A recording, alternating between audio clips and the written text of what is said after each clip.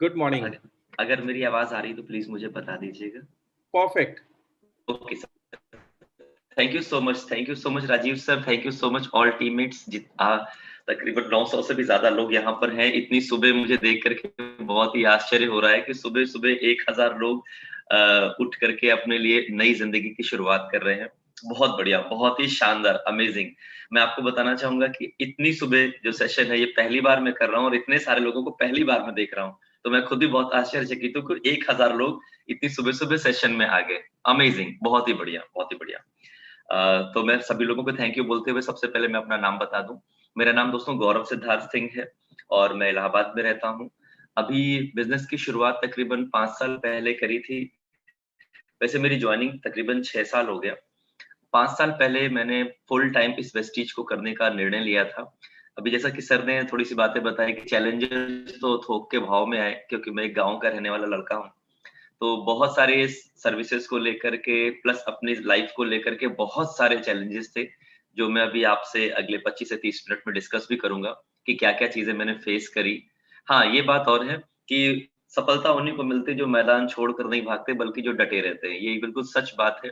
Challenges आए, लगातार जुटे रहे, लगे रहे, पूरा भरोसा था, विश्वास था कि कर लेंगे, बहुत बड़ा कर लेंगे और इसी के दम पे शायद मैं यहाँ तक पहुँच पाया। अगर बीच में छोड़ बैठा होता तो शायद आज आप मुझे नहीं सुन रहे होते या मुझे नहीं बुलाया गया होता। तो बस चैंपियंस बनने के लिए केवल आपको एक बहुत बड़ी चीज़ होनी चाहिए, मैदान छोड़ के आपको नहीं हटना है। आपको लगे रहना है लगन से लगातार, सफलता तो आपको मिलेगी ही मिलेगी। तो सर क्या मैं अपना एक पीपीटी क्या शेयर कर सकता हूँ यहाँ पे? Yes sir. Okay, thank you so much sir. थोड़ा-सा एक आइडिया लोगों को भी मिलने लग जाएगा।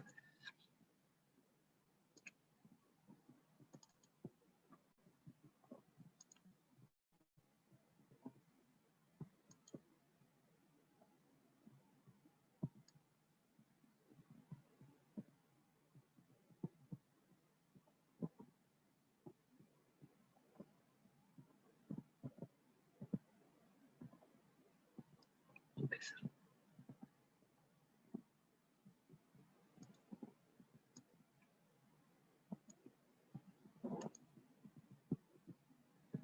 अ, क्या पीपीटी सभी लोगों को यस, नज़र आ रही यस है? सर। प्लीज़ प्लीज़ यस थोड़ा-सा सर। मुझे हेल्प करेंगे। यस, परफेक्ट है sir. Thank you so much. Thank you sir. Thank you so much. Thank you so much everyone. Thank you so much. तो दोस्तों ये कुछ बातें हैं जो एक स्लाइड बाय स्लाइड अगर मैं करूँगा तो आप ज़्यादा अच्छे से समझ भी पाएँगे शायद और पूरी जर्नी यहाँ पर मैं कंप्लीट कर पाऊँगा अपनी। जैसा कि मैंने बताया दोस्तों मेरा नाम गौरव सिद्धार्थ सिंह है। अभी मेरा प्रेज़ेंट लेवल वेस्टीज में यूनिवर्सल क्राउन डायरेक्टर का है और इस बिज़नेस की शुरुआत मैंने जनवरी 2016 से करी थी। फिलहाल मेरी जॉइनिंग उससे पहले की है क्योंकि मेरे फ़ादर को कुछ प्रॉब्लम्स थी जॉइंट पेन की, तो सप्लीमेंट लेने के लिए उन्होंने जस्ट मेरी आईडी लगा दी थी बिना मुझे बताए, बिना मैसेज मेरी जानकारी के और कुछ प्रोडक्ट्स हमारे घर पे आने लग गए थे। काफ़ी समय के बाद मुझे पता चला, देन जब उनको रिज़ल्ट्स मिले थे तब इसका स्टार्टअप हुआ। मैं अभी आगे इसके बारे में डिस्कस करूँगा। आइए थोड़ी-सी अब बात करता हूँ दोस्तों। एक पहले सबसे पहला कि मैं हूँ कौन? मेरा फैमिली बैकग्राउंड क्या है? आइए मैं उसके बारे में आपको बताता हूँ दोस्तों। दोस्तों मेरे फादर मेरे पापा जो है वो एक सिविल कॉन्ट्रैक्टर हैं और वो मेरे अपलाइन भी हैं क्योंकि उन्होंने अपना भी जॉइन खुद ही लगाया था, मेरा भी जॉइन उन्होंने खुद ही लगाया था। और मैं बताऊँ कि मैं इन सब चीज़ों के बहुत खिलाफ था, तो उन्होंने काफ़ी दिनों तक मेरे से कोई चर्चा भी नहीं करी, मुझे बताया भी नहीं कि ऐसा कुछ सिस्टम है और जिसको मैं जानता हूँ और मैं मुझे तुम्हें कराना है, तो मुझे पता भी नहीं था। मेरी मम्मी दोस्तों टीचर हैं, स्कूल में पढ़ाती हैं। वो पहले भी पढ़ाती थी, आज भी पढ़ाती हैं। फ़र्क सिर्फ़ ये है, पहले मजबूरी में पढ़ाती थीं, आज शौक से पढ़ाती हैं। टाइम को स्पेंड करने के लिए पढ़ाती हैं। तो ये बहुत बड़ा फ़र्क आया है इन कुछ सालों में, पिछले कुछ सालों में। मेरा एक भाई है छोटा और 2 बहनें हैं, 2 बहुत सारे लोग जानते भी होंगे। मेरी एक बहुत बड़ी पहचान तो मेरी बहन ही है, जहाँ से मुझे बहुत बड़ा पहचान मिलता है और बहुत बड़ी ताकत भी मुझे मिलती है। आप सभी लोगों ने सुरभि मैम का नाम सुना होगा, ज़रूर सुना होगा, क्योंकि इस समय वो यूथ आइकॉन है और इंडिया भर में उनके चर्चे बहुत ज़्यादा हैं। मुझे तो उनके नाम का ही सहारा मिल जाता है, यही बहुत है मेरे लिए।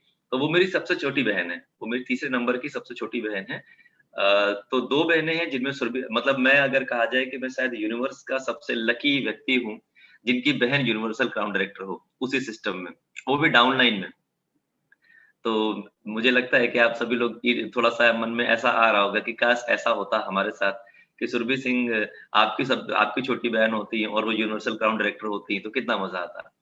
तो मैं ये चीज़, ये खुशी हमेशा से फ़ील करता हूँ, ईश्वर को बहुत धन्यवाद देता हूँ कि सुरभि सिंह मेरी छोटी बहन है, यूनिवर्सल ग्राउंड डायरेक्टर हैं और आज मेरे से भी ज़्यादा पैसा वो अर्न करती हैं। बहुत ही शानदार एक जो चैलेंज थे हमारी लाइफ़ में अभी से 5-7 साल पहले, वो चैलेंजेज़ हम लोगों ने बहुत हद तक ओवरकम कर दिए हैं और अब हम आगे की तरफ बढ़ना शुरू कर चुके हैं दोस्तों।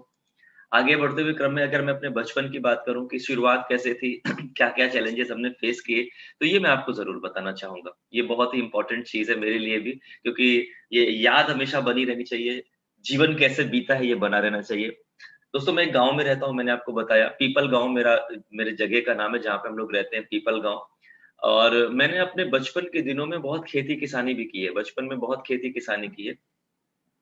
खेती-किसानी का मतलब ये है कि अगर आप कहें कि गेहूँ कैसे बोया जाता है, धान कैसे लगाया जाता है, बाजरा कैसे बोते हैं, मूँग कैसे बोते हैं, अरहर कैसे बोया जाता है, सरसों कैसे बोते हैं, तो इसकी पूरी जानकारी मेरे पास है। लंबे समय तक ये सब कुछ किया है गाँव में। हमारे यहाँ एजुकेशन जैसी कोई चीज़ नहीं हुआ करती थी, मैं आपको बताऊँ। एजुकेशन को लेकर के लोग बहुत ज़्यादा एक्साइटेड या बहुत ज़्यादा मोटिवेटेड नहीं थे।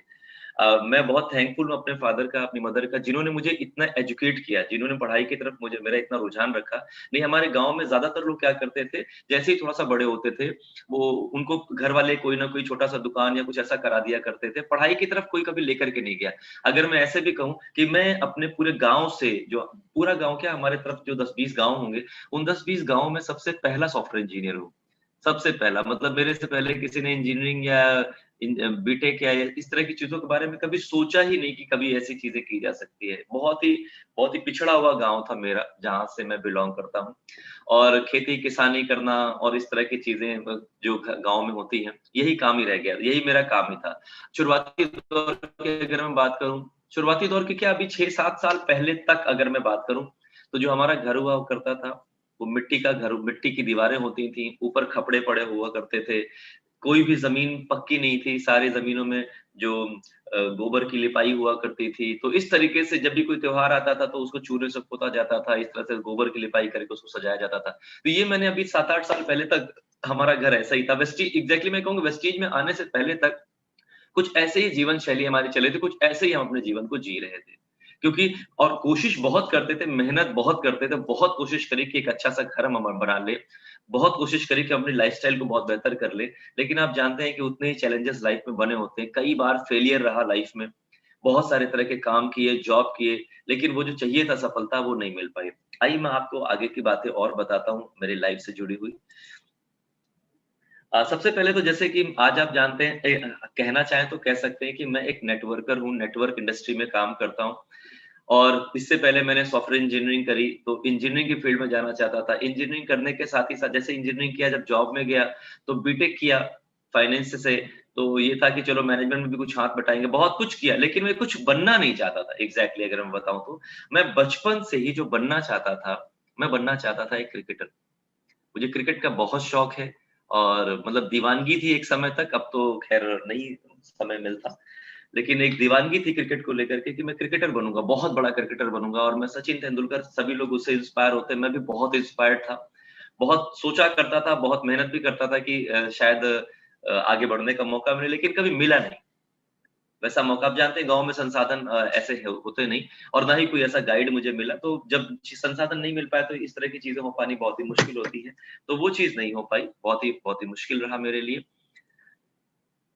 मैं थोड़ी-सी बात करूँगा दोस्तों अपनी स्ट्रेंथ के ऊपर क्योंकि ये 3 चीज़ें ये मुझे मिली जो मुझे लगता है कि हर एक व्यक्ति को पता होना चाहिए। आपकी ताकत क्या है, आपकी कमज़ोरी क्या है और आपके ड्रीम्स क्या हैं। तो मैं तीनों ही चीज़ें आपके सामने डिस्कस करने जा रहा हूँ दोस्तों। मेरी स्ट्रेंथ, मेरी ताकत क्या रही जो बचपन से लेके अभी तक जिस चीज़ ने मुझे बहुत बड़ी ताकत दी, वो सबसे बड़ी ताकत मुझे मिली कि मेरा जो कमिटमेंट है मेरे गोल के लिए, वो बहुत हाई है। वो बहुत हाई है। अगर एक बार गोल बना लिया कि नहीं ये चीज़ मुझे हासिल करनी है, अगर ये चीज़ मुझे पाना है, तो फिर उसको पाने के लिए मैं कुछ भी कर सकता हूँ, कुछ भी कर सकता हूँ। फिर मतलब मैं रुकने वाला नहीं। ये मेरा एक कमिटमेंट जो मेरे गोल के लिए था क्योंकि जब वेस्टीज में आया, जब मुझे लगा कि मैं यहाँ पे सच में कर सकता हूँ, तो मैंने अपने यहाँ पे सारे गोल्स को अचीव करने के लिए मेरा जो 10 सालों से चलता हुआ काम था, मैंने उसको बंद कर दिया था दोस्तों। तो ये एक मेरी बहुत ही गॉड गिफ्टेड चीज़ है कि मैं बहुत ही कमिटेड हूँ अपने गोल्स के लिए और दूसरा रिस्क टेकिंग कैपेबिलिटी। मतलब अपने लक्ष्य को पाने के लिए मैं कितना भी बड़ा रिस्क ले सकता हूँ। मैं बताना चाहूँगा दोस्तों, मैं वेस्टीज में आने से पहले कंप्यूटर का इंस्टीट्यूट अपना चलाया करता था।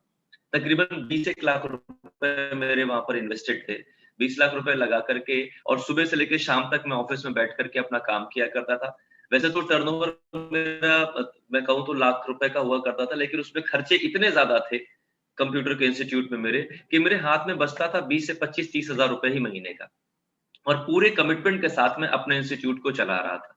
जब वेस्टीज मुझे समझ आई, पहले तो 3 साल मुझे समझ ही नहीं आई, लेकिन जब मुझे वेस्टीज समझ आई और जब मैंने उसको करने का निर्णय लिया कि अब मुझे वेस्टीज करना है, तो मैं अपनी बात बता रहा हूँ, मैं ये नहीं कह रहा कि सभी को ऐसा होना चाहिए, मैं अपनी बात बता रहा हूँ आपको। तो मैंने अपना चलता हुआ इंस्टीट्यूट दिसंबर 2015 में ताला मार दिया था, बंद कर दिया था। इतना कॉन्फिडेंस मेरे अंदर था कि मैं इस काम को सबसे बेहतर कर सकता हूँ, बहुत ही अच्छा कर सकता हूँ। और अपना इंस्टीट्यूट पूरा बंद करके देन मैंने अपना काम करना वेस्टीज में स्टार्ट किया था। और वो चैलेंजिंग फेज जो फिर लाइफ में आए वो बहुत ही बड़े थे, बहुत ही चीजें थी जो अभी मैं आपसे डिस्कस करूंगा। तो रिस्क लेने की क्षमता बहुत बड़ी है, मतलब कितना भी रिस्क ले सकता हूँ, ये मैंने अपने आप को देखा। नेक्स्ट अगर मैं बात करूं, मेरी कमजोरियां सभी की होती हैं, मेरी भी कुछ कमजोरियां थी। कमजोरी क्या थी, मैं किसी चीज के ऊपर भरोसा नहीं करता था। अभी तो ख़ैर जैसा मेडिटेशन आप कर रहे थे, इस तरह से चीज़ें कभी की नहीं थी। तो जब नहीं था, इस तरह के माइंडसेट में नहीं था, तो हर चीज़ के ऊपर शक करता था मैं। हर चीज़ को शक की निगाह से देखा करता था। आज ये कमज़ोरी मैंने काफ़ी हद तक अपनी ठीक कर ली है, बट एक टाइम पर ये था कि मैं किसी भी चीज़ पे भरोसा नहीं करता था। मैं आपको बताना चाहूँगा, मुझे वेस्टीज के बारे में 2013 में पता चला, मैंने नहीं किया। 2014 में पता चला, मैंने नहीं किया। 2015 में रिजल्ट्स जब देखे अपने सामने, अपनी आँखों के सामने जिन लोगों ने मुझे बताया था, तो मैंने मन बनाया और रियली स्टार्टअप किया मैंने 2016 में। आज मुझे बहुत खलता है इस बात को कि काश मैंने बातों को ढंग से एक बार सुन लिया होता। और मैं केवल एक ही चीज़ कहना चाहूँगा दोस्तों, बहुत सारे लोगों के फेल होने का केवल और केवल एक कारण होता है, वो बातों को सुनते ही नहीं। समझना तो दूर की बात हो, बात को सुनते ही नहीं, मैं सुनता ही नहीं था। मुझे बहुत बार बताने की कोशिश की गई, मुझे लगता था मुझे सब पता है, मैं सब जानता हूँ। ये बेवकूफ़ बनाने वाला काम है, ऐसा है, वैसा है। मैंने 3 साल अपने बर्बाद कर दिए। आज मुझे बहुत खलता है। दोस्तों अंदाज़ा लगा सकते हैं, मैं एक ऐसा व्यक्ति आपके सामने बैठा हूँ, जिसका 1 महीने का पे आउट 3,62,000 रुपए का है, जो अपने 3 साल वेस्टीज ना करने का वो पश्चाताप कर रहा है। अगर 3 साल पहले जॉइन कर लिया होता और अगर ये 3.5 लाख एवरेज के हिसाब से भी अगर पैसा आया होता, तो सोचो करोड़ों रुपए का मैं अपना नुकसान करके बैठा हूँ। तो जितने भी लोग हैं, एज़ अ लर्निंग मैं आपको पहली बात ये बताना चाहूँगा दोस्त, सबसे पहले प्रॉपर तरीके से सुन के समझ लीजिएगा। मना करना भी है, तो सुन के समझ लीजिएगा और तब मना करिएगा। मैं एक कोट आपके सामने यहाँ पर बताना चाहूँगा, बहुत ही इम्पोर्टेंट है। मैंने धीरूभाई अंबानी की ऑटोबायोग्राफी पढ़ी। उस ऑटोबायोग्राफी में एक जगह ज़िक्र आया है, उन्होंने अपने बच्चों को बताया कि इस दुनिया में सफल होने का एक बहुत ही आसान और बहुत ही बढ़िया तरीका क्या है, कि जब भी किसी भी चीज़ के लिए मना करना हो, तो मना करना, लेकिन बिना सुने कभी मना मत करना। उन्होंने उसमें लिखा हुआ है कि बिना सुने कभी भी मना मत करना। क्योंकि अगर बिना सुने मना कर दिया तो पता नहीं वो अपॉर्च्युनिटी क्या थी और वो तुम्हें कहाँ तक पहुँचा सकती थी। तो ये एक बहुत बड़ी चीज़ थी। ये एक गलती मेरे से बहुत सा समय तक हुई, बिना सुने मना कर देना। ये सोचना कि मुझे सब कुछ पता है, मैं सब कुछ जानता हूँ। और इस एक लाइन ने तो पूरे हिंदुस्तान का कबाड़ा कर रखा है कि आई नो एवरीथिंग, मुझे सब पता है। अगर हम ये जो सब पता है वाली माइंडसेट से बाहर आ जाएँ और अच्छा चलिए ठीक है, ये सब पता है वाला माइंडसेट होता भी है, लेकिन ये लाइन और हमारी लाइफ़स्टाइल, हमारा बैंक बैलेंस, हमारी सक्सेस दोनों मैच नहीं करती। हमें सब तो पता है, लेकिन लाइफ़ में चैलेंजेस बहुत ज़्यादा होते हैं। क्यों होते हैं? पता नहीं। अगर आप सब जानते हैं तो आपको बहुत सक्सेसफुल होना चाहिए। या तो फिर आपका माइंडसेट ये होना चाहिए कि हाँ सर मुझे बताइए, मुझे नहीं पता है, मैं जानकारी लेना चाहता हूँ। तो ये दोनों ही चीज़ें कॉन्ट्रडिक्ट करती हैं एक-दूसरे को। और ये चीज़ मुझे समझने में बहुत टाइम लग गया, बहुत टाइम लग गया। नेक्स्ट माय ड्रीम अगर मैं बात करूँ मेरे सपने, तो दोस्तों मेरा केवल एक ही सपना था, क्योंकि बचपन में मैंने बहुत गरीबी देखी है, मैं आपको बताऊँ। मैं थोड़ा-सा अपने बारे में थोड़ा-सा आपको बताना चाहूँगा। मैं अपनी मौसी के यहाँ रह कर के मैंने पढ़ाई करी है, क्योंकि उस समय घर के हालात ठीक-ठाक नहीं थे, तो उन्हीं के यहाँ रह के पढ़ता था। हमने कपड़े कौन से पहने हैं मैं आपको बताना चाहूँगा। जो हमारे जो मौसी के लड़के हुआ करते थे, उनके जो बच्चे थे मतलब दीदी लोग और जो भैया थे, उनके जो कपड़े छोटे हो जाया करते थे, वो हमें बचपन में मिलते थे। वो कह लीजिए पारिवारिक मामला कह लीजिए, आप उसको समझ सकते हैं, लेकिन अब मुझे समझ में आता है पारिवारिक मामला नहीं, वो फाइनेंशियल मामला हुआ करता था। हम उन्हीं के कपड़ों को पहनते थे, जब उनके कपड़े छोटे हो जाया करते थे, तो ये हमारे हालात थे शुरुआत में। बहुत बार होता था कि त्योहार पर फैमिली से हमें सपोर्ट किया जाता था ताकि हम अपने त्योहार को ठीक तरीके से मना सकें, क्योंकि फाइनेंशियल चैलेंजेस बहुत ज़्यादा थे। पापा के ऊपर एक टाइम पर बहुत बड़ा कर्जा आ गया था, जिसको भरते-भरते मम्मी के सारे जो ऑर्नामेंट्स होते हैं, जो सारे के सारे जो चीज़ें गहने वगैरह होते हैं, वो सारे के सारे खत्म हो गए। पैसे की बिल्कुल घर में किल्लत हो गई। मम्मी को मजबूरी में जाकर के जॉब करनी पड़ी थी, प्राइवेट टीचिंग करनी पड़ी थी, ताकि वो हम लोगों को पढ़ा सकें और घर को चला सकें। तो वो हमारे पास नौबत थी। तो बचपन से एक दर्द बहुत था। हमने पैसे की कमी को बहुत देखा था। तो हमें केवल एक ही दर्द था, मुझे और मेरे परिवार में भाई-बहन को, कि पैसे खूब सारे कमाने।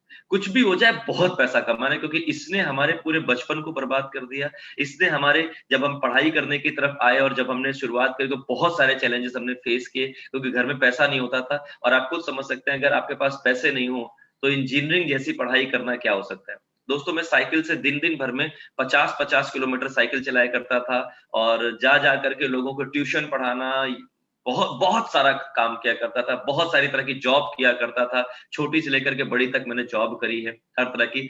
मैं आपको बताना चाहूँगा, बचपन का क्या मतलब, जब मैंने समझा और अपने लिए जब वर्क करके पैसे कमाने की बात आई, मैंने डोर टू डोर सेलिंग करी है जाकर के।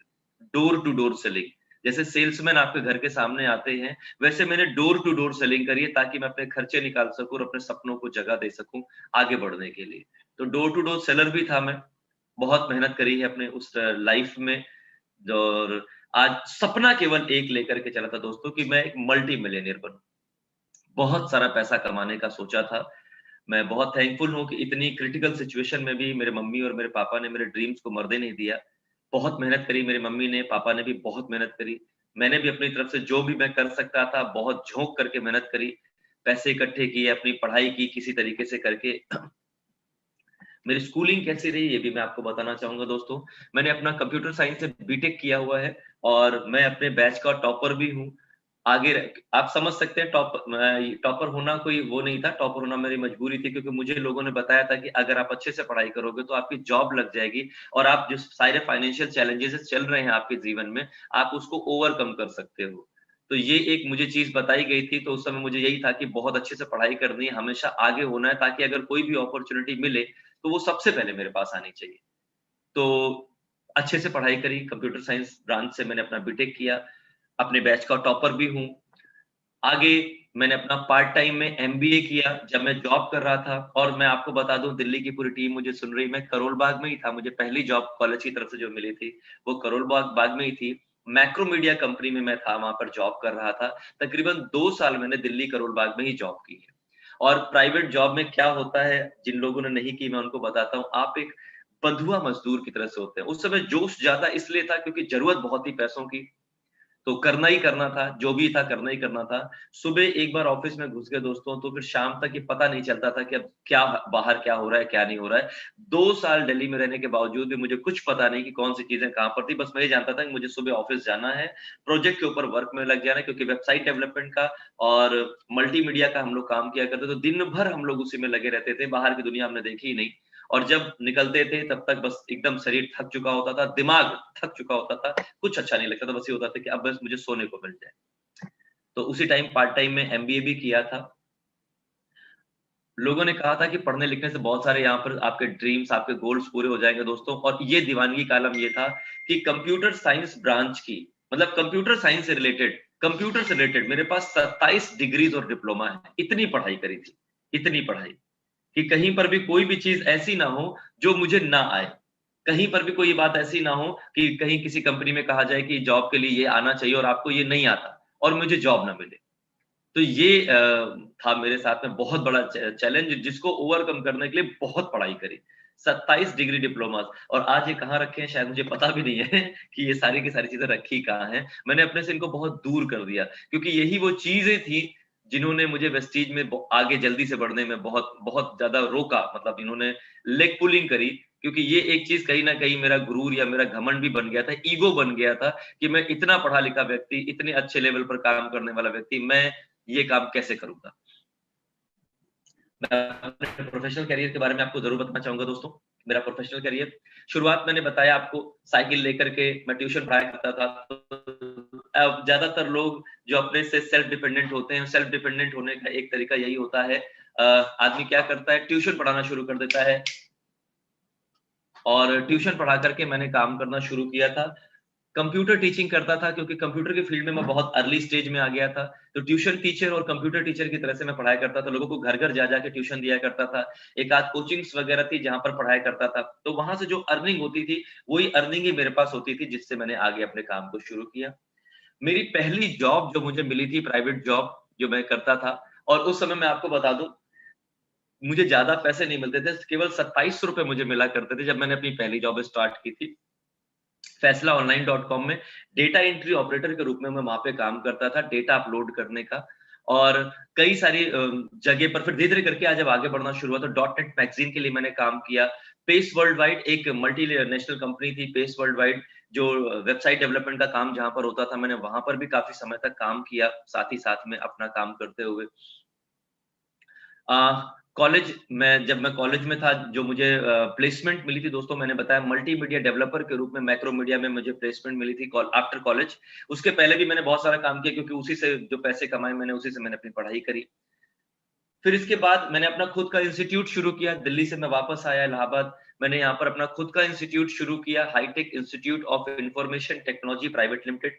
ये मेरा खुद का इंस्टीट्यूट था, जहां पर मैंने 10 साल लगाए। 10 साल में 6 इंस्टीट्यूट की ब्रांच मैंने ओपन करी अलग अलग जगह पर। और सुबह 7 बजे मेरा घर से निकलना होता था, रात में 9-10 बजे मैं घर पहुंचता था। 12 से 14 घंटे दिल लगा के बहुत मेहनत करता था मैं, दिन भर बच्चों को पढ़ाना। और आपको शायद पता होगा, जो लोग बीटेक करते हैं, 4th ईयर में जाकर के उनको एक लाइव प्रोजेक्ट पे काम करना होता है।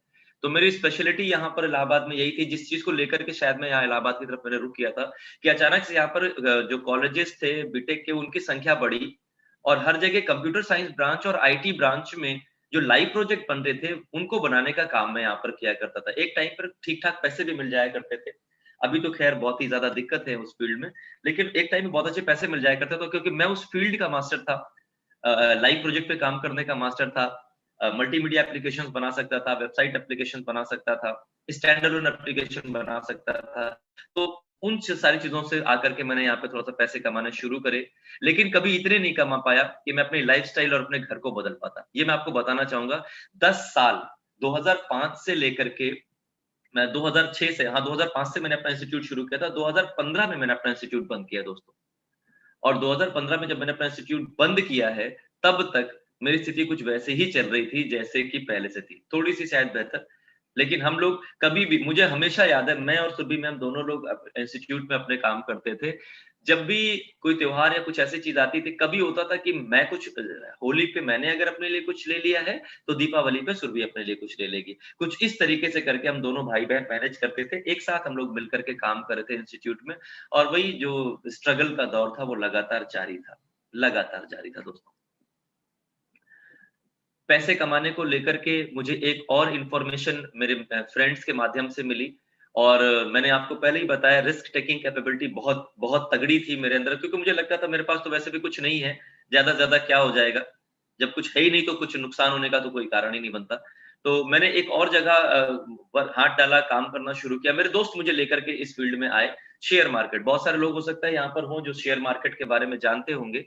शुरू शुरू में मेरा भी एक नजरिया था कि ये बस यूं ही चीजें होती हैं, एक तरह से कहा जाए आदमी के पैसे बर्बाद हो जाते हैं, तो उस नजरिए से शुरू किया था। आज भी मैं इन्वेस्टमेंट करता हूँ। तकरीबन 14 साल हो गया मुझे मार्केट में इन्वेस्टमेंट करते हुए। आज मैं बहुत अच्छे लेवल पर इन्वेस्टमेंट भी करता हूँ, क्योंकि मुझे इसके बारे में 14 साल का एक्सपीरियंस और नॉलेज है। तो वो भी कहीं ना कहीं मुझे मदद करता है, मेरे पैसे से काम कराने में मुझे मेरी मदद करता है दोस्तों। तो ये बहुत सारे काम मैंने अपनी लाइफ में किए, क्योंकि आगे बढ़ना चाहता था, अमीर बनना चाहता था, पैसा कमाना चाहता था। लेकिन चैलेंजेस बहुत आए। मैं आपको बताऊं, मेरी आधी जिंदगी साइकिल पर बीत गई। अगर मैं अपने प्रोफेशनल करियर के बारे में बात करूं, तो मैं जहां भी ट्यूशन पढ़ाने जाता था, कोचिंग पढ़ाने जाता था, किसी भी जगह जॉब करने जाता था, तो मैं साइकिल से जाता था। मेरे अलावा जितने भी लोग और आते थे वो सारे के सारे लोग बाइक से या गाड़ियों से या स्कूटर से आया करते थे। मैं हमेशा साइकिल से गया। रादर मैंने अपना जब कंप्यूटर इंस्टीट्यूट ओपन किया था इलाहाबाद में आकर के, उस समय भी फिर पैसे खत्म सारे हो गए थे, क्योंकि इंस्टीट्यूट ओपन करना छोटी बात नहीं होती। जो भी बचाए थे सब लगा दिए थे। मैं इंस्टीट्यूट भी साइकिल से ही जाता था, और सबसे पहले इंस्टीट्यूट इसलिए पहुंचता था और सबसे बाद में इसलिए निकलता था, उसका कारण मैं बताऊं, ताकि कोई मुझे साइकिल चलाते हुए देख ना ले। सबसे पहले इंस्टीट्यूट पहुंच करके मैं अपनी साइकिल ऊपर ले जाके खड़ी कर दिया करता था, ताकि किसी को ये ना पता चले कि मैं साइकिल से आया हूं। और जब सब लोग चले जाया करते थे तो उसके सबके जाने के तकरीबन आधे घंटे के बाद मैं साइकिल से निकलता, ताकि कोई मुझे देख ना ले कि मैं साइकिल से। मैं रात में जाकर के अपने इंस्टीट्यूट के प्रचार के लिए बोर्ड बैनर खुद बांधा करता था, बोर्ड पे, पेड़ों में। मैं पोस्टर घर घर जाकर के खुद फेंका करता था, क्योंकि पैसे नहीं हुआ करते थे। तो ये सारा जो ग्राउंड लेवल का काम था खुद किया है, अपने हाथों से किया है। तो जिसे कहते हैं कि मैंने स्ट्रगल का वो दौर देखा है। और मैं आज आपको बताऊं दोस्तों, आजकल मैं बहुत ही कहा जाए जितनी मैंने मेहनत अपनी लाइफ में करी है, वेस्टीज में उसकी 10% मेहनत ही अभी करी।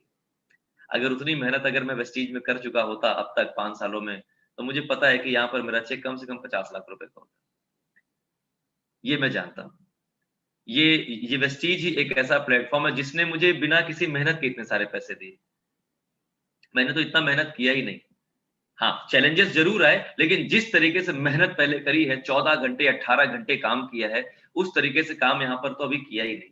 तो अभी मैं जानता हूँ कि एक सुनहरा भविष्य इंतजार कर रहा है, क्योंकि अभी मैंने उस मेहनत को फिर से शुरू कर दिया है। अब मैंने उस मेहनत को करना शुरू कर दिया है। दोस्तों आगे अगर मैं बात करूं आपसे, तो वेस्टीज मुझे कैसे मिला, मैं इसके बारे में भी आपको जरूर बताना चाहूंगा। सबसे पहले तो मैं आपसे कहना चाहूंगा कि एमएलएम को लेकर के, यानी मल्टी लेवल मार्केटिंग, लोगों को जोड़ने का सिस्टम, लोगों को बेवकूफ बनाने का सिस्टम, जो मैं पहले समझा करता था, इसको लेकर के मैं बहुत नेगेटिव था, बहुत ही ज्यादा नेगेटिव था। उसका एक बहुत बड़ा कारण था, जहां पे मैं इंस्टीट्यूट अपना चला रहा था, उसी बिल्डिंग में ऐसे बहुत सारी कंपनियों के ऑफिस खुलते और बंद होते रहते थे। तो मेरा एक एक्सपीरियंस क्या था, जानकारी तो मुझे नहीं थी। जो मैंने देखा था कि इस तरह की कंपनी रोज कहीं ना कहीं कोई कंपनी का उद्घाटन होता है बिल्डिंग में, खुलती है और 6 महीने के बाद बंद हो जाती है, खुलती है, चलती है, 6 महीने के बाद बंद हो जाती है। और उसमें से बहुत सारे लोग जो मेरे फ्रेंड सर्किल के थे, वो भी ये काम किया करते थे। और मैं बहुत सारे लोगों को देखता था कि ये खुली और बंद हो गई, खुली और बंद हो गई, ये खुली और बंद हो गई। तो मुझे लगता था कि यार ये तो ठीक नहीं है, ये गड़बड़ है, ये सब काम तो नहीं करना चाहिए। ये लोगों को बेवकूफ बनाने का काम है। ये काम वही कर सकता है जो दूसरों को ठीक तरीके से बेवकूफ बना ले, जो उसकी टोपी इसकी टोपी उसके सर कर सके। यही सारा एक्सपीरियंस था, नॉलेज मुझे इसके बारे में बिल्कुल नहीं था। तो मैं बहुत निगेटिव था इस इंडस्ट्री को लेकर के। और मैं सच बताऊं, मैं कभी भी काम नहीं करना चाहता था वेस्टीज या ऐसी किसी भी कंपनी में। और मैं आपको एक चीज और ईमानदारी से बताऊं दोस्तों, न जाने कितने लोगों की मैंने नेटवर्क मार्केटिंग छुड़वाई है। बहुत सारी कंपनियों के लोग मेरे पास आते थे, क्योंकि मैं एक ऐसा मार्केट प्लेस में बैठा हुआ था, लोगों को लगता था इसके पास बहुत सारे बच्चे पढ़ने आते हैं, ये अगर जुड़ जाएगा तो ये बहुत बड़ा नेटवर्क खड़ा कर सकता है। और टेक्निकली, क्योंकि आप समझ सकते हैं कि मैनेजमेंट की भी पढ़ाई कर रखी थी, काफी समय तक जॉब भी किया, और लोगों से बात करने का भी एक तरीका हुआ करता, तो न जाने कितने लोगों की मैंने नेटवर्क मार्केटिंग छुड़वा दी है, न जाने कितने लोगों की। और आज अगर मैं मजाक के रूप में कहूँ तो शायद उसी का पाप मुझे लगा है कि मुझे नेटवर्क मार्केटिंग करनी पड़ी। So this is the reason. तो मुझे कभी नहीं वर्क करना था वेस्टीज में। अगर मैं आपसे बात करूं दोस्तों, मुझे वेस्टीज मिला कैसे? मेरे पापा की जॉइंट पेन की प्रॉब्लम थी। मेरे पापा को जोड़ों की एक बहुत बड़ी समस्या थी, जिसको गठिया के नाम से आप जानते हैं। और मैं आप सभी लोगों से चाहूंगा, एक ऐसा प्रोडक्ट है जो मुझे वेस्टीज में लेकर के आया, और ये सारी की सारी कहानी शुरू हुई। मैं चाहूंगा आप दिल खोल करके जहां पर भी आप बैठे हैं उसके लिए ताली जरूर बजाइएगा, क्योंकि अगर वो प्रोडक्ट नहीं होता तो आज मैं यहाँ नहीं होता। उस प्रोडक्ट का नाम है ग्लूकोसामाइन। ये एक प्रोडक्ट है जिसने गौरव सिद्धार्थ सिंह को गौरव सिद्धार्थ सिंह बना दिया। यही पहला वो प्रोडक्ट है जो हमारे घर आया था। पापा को जॉइंट पेन के लिए प्रोडक्ट दिया गया था। इस प्रोडक्ट ने ड्रास्टिकल रिजल्ट दिए। जो उनकी प्रॉब्लम 7-8 सालों से लगातार बनी हुई थी, वो केवल और केवल 2 महीने के अंदर में इतना शानदार उनको रिजल्ट मिला कि हम सब लोग इसके प्रोडक्ट को लेकर के पॉजिटिव। हमारा पहला जो एक्सपीरियंस था, हम इसके प्रोडक्ट को लेकर के बहुत पॉजिटिव हो गए। और वो जो प्रोडक्ट को लेकर के जो पॉजिटिविटी हमारे अंदर आई, फिर वो अच्छी तरीके से आई। मेरी मम्मी को बीपी की समस्या थी, उन्होंने कुछ सप्लीमेंट यूज किए, उनकी प्रॉब्लम दूर हुई। मुझे स्नोफिलिया की समस्या थी, मैंने सप्लीमेंट लिए, मैं ठीक हुआ। मेरी बहन को पिंपल्स या चेहरे पे बहुत सारे पिंपल्स वगैरह निकला करते थे, उन्होंने प्रोडक्ट्स यूज किए, उनको प्रॉब्लम खत्म हो गई। मेरे गांव में बहुत सारे लोगों को गठिया और डायबिटीज की प्रॉब्लम, बहुत कॉमन प्रॉब्लम होती है ये, मेरे गांव में बहुत सारे लोगों को थी। मैंने कम से कम 10 से 12 लोगों को ये सप्लीमेंट दिए और सभी की तरफ से मुझे पॉजिटिव रिस्पांस मिला। तो मेरा विश्वास इतना बढ़ गया, इतना ज्यादा बढ़ गया कि मैं आपको बताऊं, लिटरली मैं मेरी इंजीनियरिंग की और मैं बन गया था डॉक्टर। मैं लोगों को अपने पूरे भरोसे, पूरे विश्वास के साथ रिकमेंड कर दिया करता था कि ये प्रोडक्ट आप खाओ और आप बिल्कुल ठीक हो जाओगे। तो शुरुआती दौर ऐसा ही था जहां से मैंने शुरुआत किया बिजनेस का। बहुत ही शुरुआती दौर पे दोस्तों कैजुअली करता था, क्योंकि उस समय इंस्टीट्यूट का भी काम चलता था, इंस्टीट्यूट भी चला रहा था और थोड़ी बहुत जानकारी मेरे पास थी नहीं। उस समय गलतियां क्या हुई मैं ये भी बताना चाहूंगा। मैंने सिस्टम को कभी फॉलो नहीं किया। 2 कारण थे शायद सिस्टम को फॉलो ना करने के। एक, समय की बाध्यता थोड़ी-सी थी मेरे साथ में।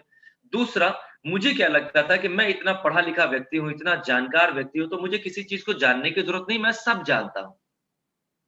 जब मुझे लोग मेरे अपलाइन मुझे मीटिंग में बुलाते थे कि आपके बगल में, और सिविल लाइंस भी मीटिंग हुआ करती थी हमारे यहाँ इलाहाबाद में, जगह सिविल लाइंस, और वहीं पर मीटिंग होती थी। जहां मीटिंग होती थी, जहां मीटिंग हॉल था, उससे तकरीबन 200 मीटर की दूरी पर मेरा इंस्टीट्यूट था। तो जब मुझे बुलाया जाता था, मैं न जाने मैंने कितनी बार मना किया, बहाने बनाए। तकरीबन 1 साल, 1.5 साल, लोग 1 साल तकरीबन लोगों ने मुझे बुलाना चाहा कि आप आओ सर, एक बार देखो, जानो, समझो क्या है ये। मैं नहीं गया। मैं नहीं गया क्योंकि मुझे केवल एक ही चीज पता थी कि मुझे सब पता है, आप मुझे क्या बताओगे? आप मुझे मीटिंग लोगे, आप मुझे बताओगे, समझाओगे? अरे मैं लोगों को सिखाता समझाता रहता हूँ, पूरी जिंदगी बिता दी लोगों को सिखाते पढ़ाते समझाते, और आप मुझे चले हो समझाने वेस्टीज के बारे में। मैं सब जानता हूँ। तो ये एक जो माइंडसेट था, इस माइंडसेट ने मुझे कभी कोई मीटिंग अटेंड नहीं करने दी, क्योंकि बस एक ही माइंडसेट, एक गलत माइंडसेट, एक गलत धारणा मेरे अंदर डेवलप कर चुकी थी, थोड़ा पढ़ लिख जाने की वजह से। क्या? I know everything. और मैं आपको बता दूं, जो थोड़ा पढ़े लिखे होते हैं, वो नेटवर्क मार्केटिंग में जल्दी से सफलता क्यों नहीं पाते? क्योंकि वो अपने आप को ज़ीरोलाइज नहीं कर पाते। आपके सबसे बड़े दुश्मन आप खुद हैं। इस बात को लेके जाइएगा आज आप मेरे पास से, क्योंकि सारे के सारे एजुकेटेड लोगों के बीच में आज मैं बैठा हूं। आपके सबसे बड़े दुश्मन आप खुद हैं। अगर आज आप सफल नहीं हो पा रहे, तो उसका सबसे बड़ा कारण आप खुद हैं, क्योंकि आप अपने अपलाइन और सिस्टम की बातों को मानते ही नहीं। आप जिस दिन अपने आप को ज़ीरोलाइज कर लेंगे दोस्तों, जिस दिन आप अपने अपलाइन की बातों को तवज्जो देना शुरू कर देंगे और उनकी बातों को मानना शुरू कर देंगे, दुनिया की कोई ताकत आपके रिजल्ट्स को रोक नहीं सकती। ये मैं आपके सामने चैलेंज की तरह से कर सकता हूं। हम सारे के सारे जो थोड़ा सा पढ़ लिख जाते हैं, जिनका एक छोटा सा कोई रुतबा हो जाता है, सॉफ्टवेयर इंजीनियर या मैनेजर या मतलब एक्स कंपनी में कोई सीनियर सेल्समैन, जहां जिनके साथ ऐसा कुछ लग गया, ये भस्मासुर बन जाते हैं, ये भस्मासुर होते हैं। ये अपने ही आप को भस्म कर लेते हैं। इतनी बड़ी अपॉर्चुनिटी जो मेरे पास 2013 में आई, 2014 में आई, मैंने नहीं किया। 2015 में आई, मैंने प्रॉपर तरीके से नहीं किया, और 2016 में मुझे वही काम करना पड़ा। आज उसी काम के बारे में जानने के लिए आप मुझसे सुन रहे हैं। सोचिए, अगर मैंने पहले दिन इस बात को समझ लिया होता, तो आज मैं कहां होता। तो बिल्कुल देर मत करिएगा दोस्तों, अपने आप को ज़ीरोलाइज करिएगा और सबमिट करिएगा अपने अपलाइन के सामने। ये था मेरी सबसे बड़ी गलती, मेरी लाइफ की सबसे बड़ी गलती। मैंने अपना 1.5 साल बर्बाद कर लिया, क्योंकि मैंने अपने आप को ज़ीरोलाइज कभी नहीं किया था। मेरे अपलाइन कहते थे मीटिंग में आओ, मैं नहीं आता था। वो कहते थे प्रोडक्ट की ऐसे यूज करो, मुझे लगता था नहीं नहीं ठीक है, जो मैं कर रहा हूँ ठीक है। लोग कहते थे अपने लोगों को लेकर के मीटिंग में आओ, मुझे लगता नहीं नहीं, जितना मुझे पता है मैं सबको समझा दूंगा, और मैं बहुत कुछ जानता हूँ, मुझे सब पता है। मैं अपने आपको कभी ज़ीरोलाइज नहीं कर पाया था।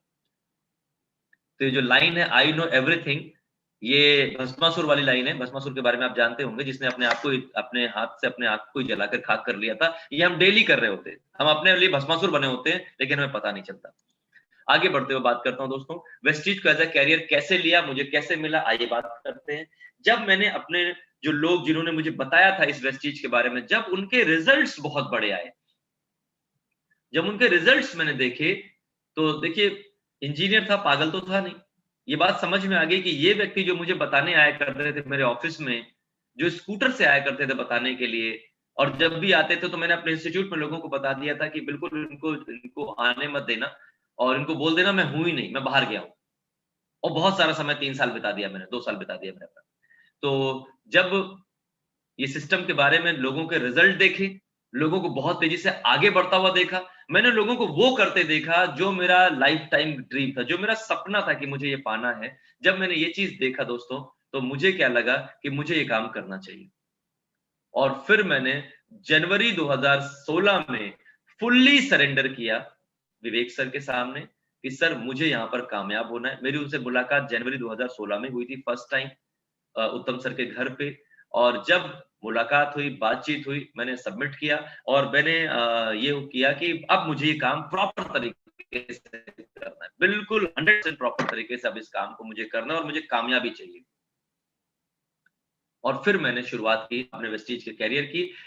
आप कह सकते हैं मैंने गलती की या अच्छा किया ये मैं नहीं जानता, लेकिन मैंने कहा कि मैं रिस्क बहुत ले सकता हूं। मैंने वेस्टीज को जब मैंने शुरू किया, तो शुरू करने के पहले ही मैंने प्रॉपर शुरू करने के पहले ही मैंने 100% अपने सारे इंस्टीट्यूट्स बंद कर दिए थे। मेरा जो इंस्टीट्यूट था उसकी 6 ब्रांचेस चलती थी, मैंने सारी ब्रांचेस और मैं बंद दिया कि मुझे वेस्टीज में प्रॉपर तरीके से काम करना है। ऐसा ना हो कि जब मैं यहाँ पर काम करूं और मुझे जब थोड़ी सी प्रॉब्लम आए तो मैं वापस लौट जाऊं अपनी उस दुनिया में, क्योंकि मैंने यहाँ पे लोगों के रिजल्ट देख लिए थे और मुझे पता था कि बड़ी सफलता पाने के लिए बड़े चैलेंजेस फेस करने ही पड़ेंगे, बड़े चैलेंजेस फेस करने ही पड़ेंगे।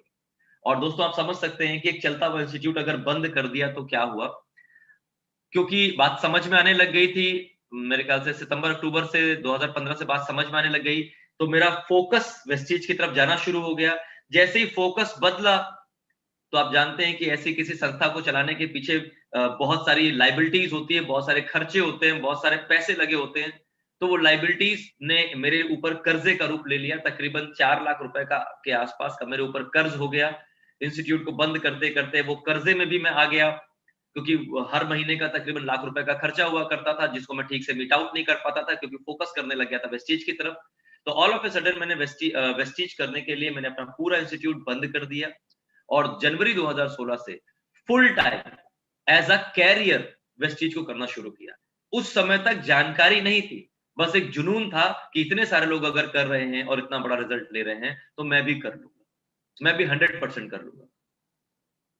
और यहां से फिर शुरुआत होती है एक नई जर्नी की। जो काम मुझे पूरी जिंदगी में कभी नहीं करना था, मैंने उस काम को करना यहां से शुरू किया।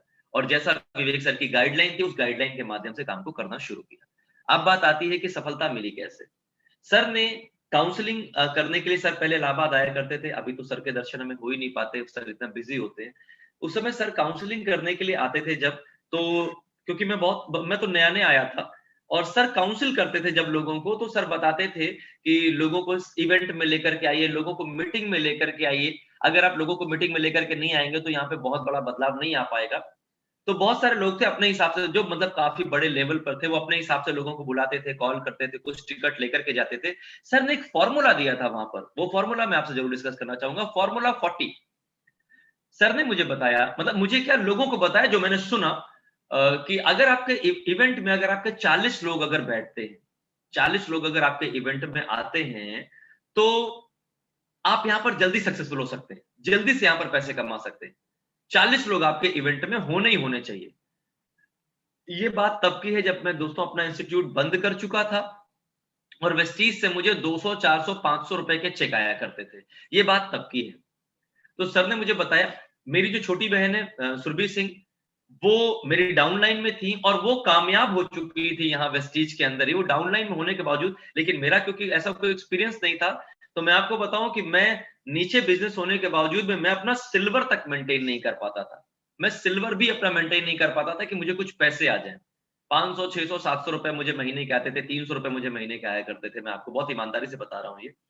तो जब मुझे बताया गया कि 40 लोगों को लाना है, तो उस समय टिकट का एक बंडल हुआ करता था जो 25-25 टिकट का बंडल होता था, और 25 टिकट का बंडल तकरीबन 3750 रुपए के हुआ करते थे उस टाइम पे। अब ये पैसे कहां से आए, क्योंकि टिकट खरीदना है,